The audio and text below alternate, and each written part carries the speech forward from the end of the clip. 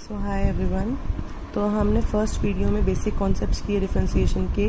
Derivative of constant is 0, derivative of x is 1, derivative of any constant into x is that constant term itself, derivative of x की power n is n x की power n minus 1, then derivative of ex is ex only, derivative of ax is ax log of a, derivative of log of x is 1 by x। ये हम कर चुके हैं। अब इन्हीं formulas का हम देखेंगे थोड़ा सा, और अगर इससे थोड़ा सा मीडियम या क्या कॉम्प्लिकेटेड वर्जन हो तो कैसे सॉल्व करेंगे। अब जैसे फर्स्ट फॉर्मूला है आपका यहाँ पर e की पावर x का डेरिवेटिव, मैंने आपको बताया था लास्ट वीडियो में डायरेक्टली क्या होता है ex। अब मान लीजिए इसी का एक क्वेश्चन आता है कि डेरिवेटिव ऑफ e की पावर 2x, तो वहाँ पर आप क्या करेंगे। ठीक है, फर्स्ट तो यही चीज़ रहेगी, जितन जो भी आपका क्वेश्चन है आपका एग्जैक्टली सेम वही आंसर हो जाएगा। यानी कि हमने क्या करा, पहले e का डेरिवेटिव किया, और e का डेरिवेटिव हमें पता क्या होता है कि जो भी e के साथ पूरी पावर है एग्जैक्टली वही सेम क्या होता है आंसर। ठीक है, अब ये आपने सिर्फ एक्सपोनेंशियल यानी कि e का डेरिवेटिव किया है जो कि बिल्कुल सेम होता है। बट अब आपने क्या करना है, अब क्या होगा आपका,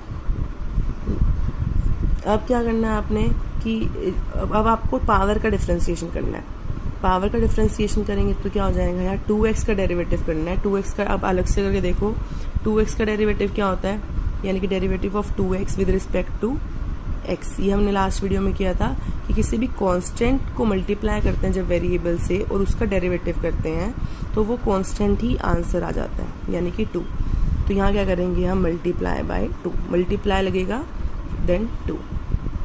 ठीक है, तो आंसर क्या बन गया आपका e2x, यानी कि 2e2x। 2 हम आगे ले आए मल्टीप्लाई करके, ये आंसर। ठीक है, तो इसका मतलब क्या हुआ, जिसे हमने यहाँ पर भी ये किया था, लेकिन वो जिसे हमने यहाँ क्या किया था इसका आंसर ex है। फिर हम कह रहे जब हम x का डेरिवेटिव करेंगे वो क्या आएगा 1, क्योंकि हम लास्ट वीडियो में कर चुके हैं कि x का डेरिवेटिव इज 1 ओनली, इसलिए इसका आंसर क्या आया e की पावर x।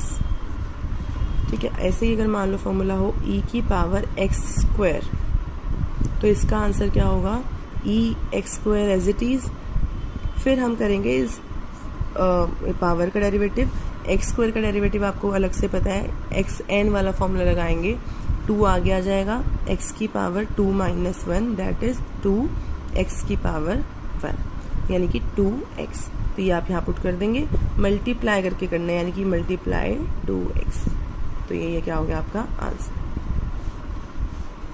ठीक है, सिमिलरली अगर ऐसा हो e की पावर x प्लस 3, तो क्या होगा वही same ex plus 3 as it is, इसका डेरिवेटिव करेंगे तो, और फिर x प्लस 3 का डेरिवेटिव वो आप अलग से करके देख लो। x प्लस 3 का डेरिवेटिव क्या होगा, x का डेरिवेटिव 1, 3 का प्लस 3 का डेरिवेटिव 0, तो आंसर आ गया 1, यानी कि मल्टीप्लाई बाय 1।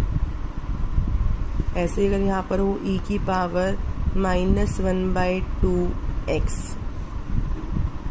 या x स्क्वायर, ये मान लीजिए, तो क्या करेंगे पहले बिल्कुल सेम e -1/2x स्क्वायर बिल्कुल सेम उतार लेंगे।